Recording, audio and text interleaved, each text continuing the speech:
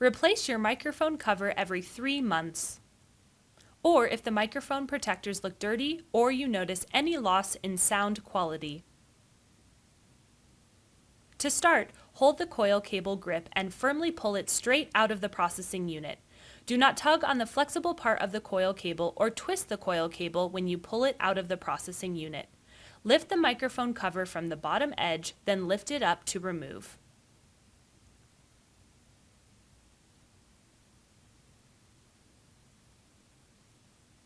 Next, insert the new microphone cover. Press down firmly with a finger on each end and the middle of the microphone cover until you feel a click.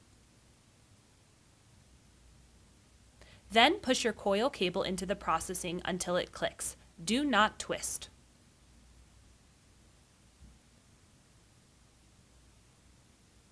For more information, visit our website.